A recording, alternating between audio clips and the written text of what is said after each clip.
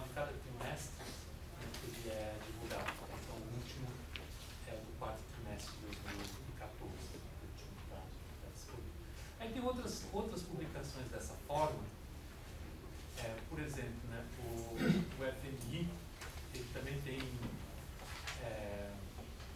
uma publicação que eles chamam de World Economic Outlook, que também tem uma certa periodicidade, e aí nesse caso essa instituição, né, o FMI, fazendo uma avaliação sobre o comportamento da economia mundial.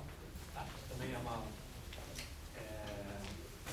documento interessante. E, na verdade, assim, se a gente for para documentos ou para textos em língua inglesa, aí assim, a oferta é muito maior. Tá? Então, por exemplo, como leitura diária, Financial Times, né, é um jornal que tem um conteúdo de economia muito sofisticado, né, muito bom. A revista, né, The Economist, né, que tem periodicidade mensal, também, é o mesmo caso. Na verdade, eu acho que eu conheço poucas coisas melhores do que a The Economist, né, como leitura periódica. Assim. Acho que é uma leitura que vale muito a pena. Assim, é um nível de sofisticação que a gente não tem equivalente assim, em português. Tá? Então, se a gente for, né, para a língua inglesa, né, a gente tem acesso, né, muito mais textos, né, muito mais outras fontes, né, além daquelas que eu menciono aqui. Então, hoje em dia também a gente tem muita discussão feita em blogs, né, coisas dessa natureza também. Até de novo, né, domesticamente a gente está um pouco restrito, tá? Mas, né, se vocês forem olhar textos, né, de economistas americanos e assim por diante, a oferta é bem maior. Então, boa parte não sei, né, mas uma parte importante da discussão macroeconômica hoje em dia acontece em redes sociais, em blogs, coisas dessa natureza também. Tudo bem? Alguma questão? Bom, eu só queria terminar falando de um outro assunto, que não tem nada a ver com o curso, mas como eu falei, uma boa parte de vocês tem no segundo ano, nem todos, enfim, já sabem, acho que existe uma diferença, né, entre como diferentes professores lidam, né, com esse problema. Eu vou falar basicamente da maneira que eu penso. Eu vou fazer referência a esse livro aqui, que é o problema de colas, coisas desse tipo, em prova. Esse livro, ele é um livro de economia, tá? Chama Predictable Irrational.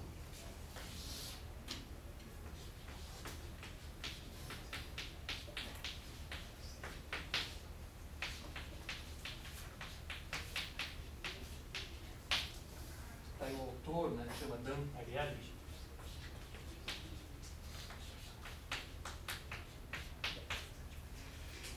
É um livro que a mim me ajudou muito a pensar, né, nesse problema de cola. Então assim, aqui na FEA, eu acho que a FEA, ou o Departamento de Economia, sei lá, ela é famosa. Assim, ela não é uma escola muito estrita com relação a esse problema.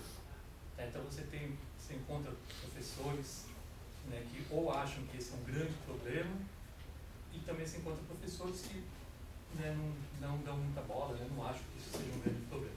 Então, assim, comparado com outras unidades, né, da USP, eu acho, né, que a gente está mais ou menos, né, no meio termo. Assim, a gente não tem a fama nem de ser muito estrito, né, com esse problema, como em outras unidades, mas, por outro lado, né, também eu acho que a gente não é uma avacalhação total, assim, acho que, né, não dá muita importância.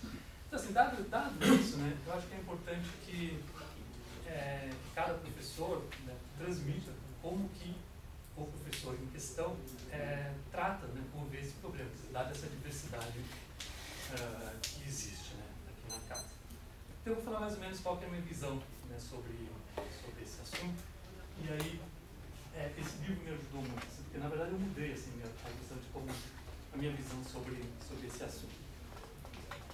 Esse cara, ele é um cara de economia comportamental.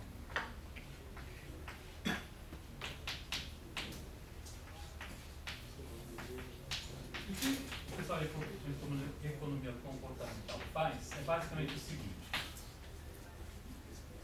vocês vão aprender nesse macro e micro modelos, porque da maneira como a gente pensa em economia é muito através, né, de modelos. Que na verdade são representações ideais, né? Então a gente formula hipóteses, né, a respeito de como, né, que as pessoas se comportam, né, como que os agentes se comportam, assim por diante. Tá? Então modelos são sempre isso, né? São sempre representações ideais.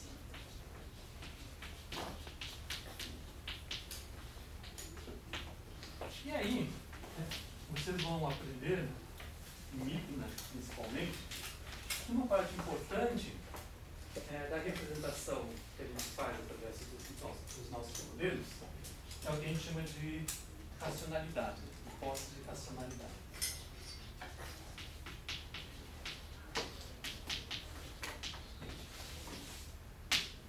Tá? Então, boa parte, né, do que a gente vai fazer aqui, mas muito forte em micro, a gente estuda, né, o comportamento racional, né, dos agentes.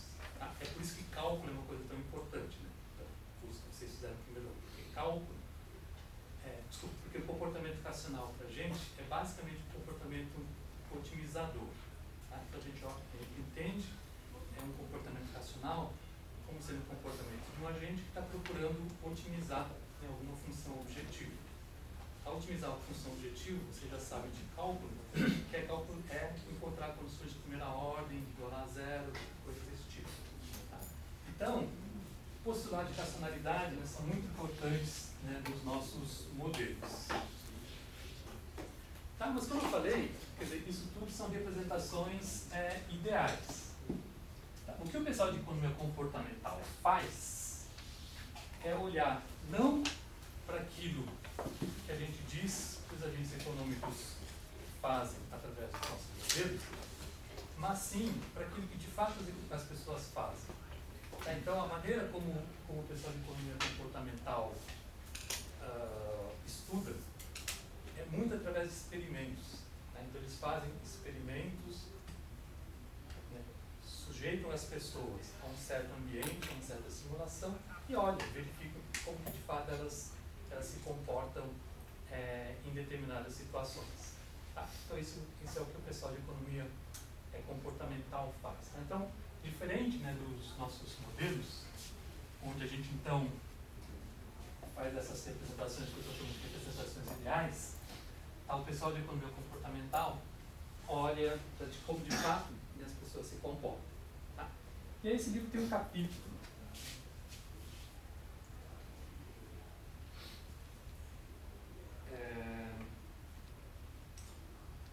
o capítulo 13 desse livro. Ele chama O Contexto de Nosso Caráter, Por que Nós Somos Desonestos, tá? E o que nós podemos fazer sobre isso. Então a ideia do livro é essa, a ideia do livro é de que, em alguma medida, né, em algum grau, né, todos nós, né, somos desonestos. Tá? Então a gente pode ser desonesto em pequenas coisas, então, sei lá, assinar, né, o livro de presença pelo um colega, ou então no horário de trabalho entrar no Facebook, ficar enfim, navegando, né, no Facebook, ou então no trabalho pegar uma canetinha do trabalho e levar para casa. A gente pode ser desonesto, né, em coisas como essa, ou, né, você pode ir escalando, né, e ser desonesto, sei lá, roubar, né, desviar dinheiro da Petrobras, enfim, você vai escalando. Tá?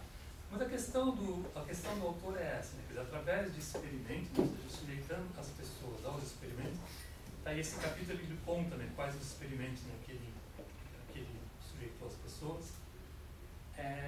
Ele tem essa ideia, né, de que, na verdade, né, todos nós somos desonestos e, portanto, o que diferencia, né, alguém, né, digamos, assina, né, assina o livro de presença, né, um colega, de um cara que desvia dinheiro da Petrobras, é mais uma diferença quantitativa do que qualitativa. Ou seja, tem crimes, né, que são mais graves e tem crimes que são menos graves, né, do que outros. Em sendo assim, tá, então o que eu vou fazer, o que eu tenho que fazer com vocês é dizer para vocês quão sério eu acho que é colar numa prova. Tá? Então, dado que a ideia, dado que tudo que difere entre crimes é uma escala quantitativa, tá? Então eu tenho que falar para vocês o que é, nessa escala quantitativa, como que eu considero esse crime. Eu considero como um crime extremamente grave, né, para falar a verdade. Tá? Eu já acho que se dependesse de mim, por exemplo, para mim seria um caso de jubilamento. Tá? Para mim é tão grave quanto isso. Se pulou na prova, para mim, né, eu jubilaria. Mas como as regras de jubilamento não são feitas por mim, então eu, assim, do ponto de vista quantitativo,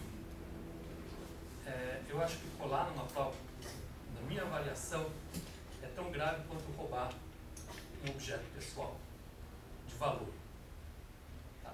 Um smartphone, um tablet, coisas dessa natureza. Então, na minha escala, né, de gravidade, né, para mim, colar tem esse efeito. Tá? Então, eu não gostaria, né, que alguém roubasse, por exemplo, né, meu smartphone, e se vocês colarem, tá, e forem pegos nesse ato, obviamente, eu vou considerar isso tão grave quanto estarem roubando, né, o meu tablet ou estarem roubando o meu smartphone. Tá? Então, na minha escala de valores, é esse o grau de gravidade, né, que eu considero esse ato. Então, obviamente, na recomendação, né, na verdade, a recomendação sempre é que vocês não podem, obviamente. Né? Ainda mais, eu acho, pensando nisso que eu acabei de falar. Então, se a gente pensar,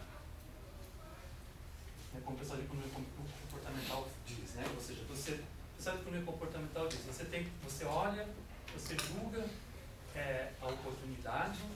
Tá? Isso, na verdade, assim, se o crime que você vai fazer é um crime muito pequeno, né, da tua avaliação, tá? Você não consegue acionar, né, os mecanismos, né, do teu cérebro que te impedem de fazer a ação.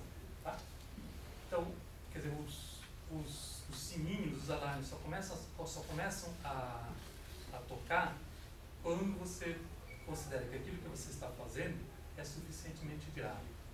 Tá? Então essa que é a ideia um pouco, né? Ou seja, isso a gente fala, em economia a gente fala muito dessa coisa de incentivos, né? Os incentivos importam e dados os incentivos, você toma esta ou aquela ação. Tá?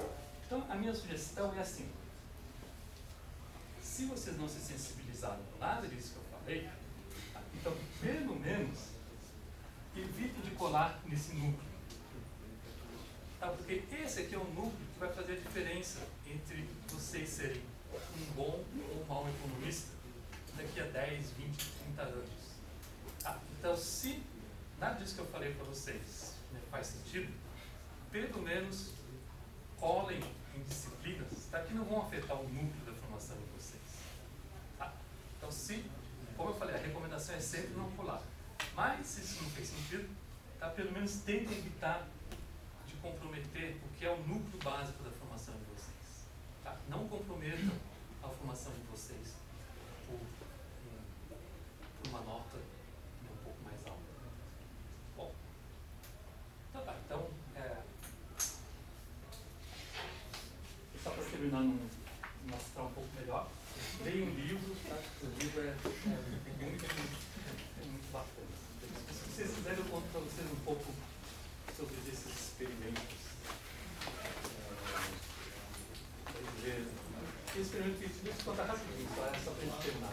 O experimento desse capítulo, né, de honestidade.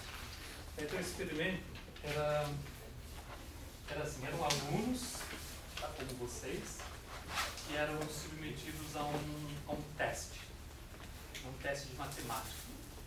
Tá? Então, cada um recebeu uma prova, respondia e entregava. E aí, quando a pessoa entregava, ela ganhava uma certa quantia por cada resposta correta. Então, você entrega a prova, tá? Na hora, o cara está lá na frente, vê quantos você acertou, aí dependendo de quanto você acertou, ele te paga, né, uma certa quantia em dinheiro. Bem? Aí, obviamente, né, não tem como você trapacear nessa situação, né? Você entrega a tua prova, o cara corrige e já tem. Aí, uma situação alternativa é quando você entrega a tua prova, tá? Você pode entrar ali e você diz, né, para a pessoa lá na frente quantas questões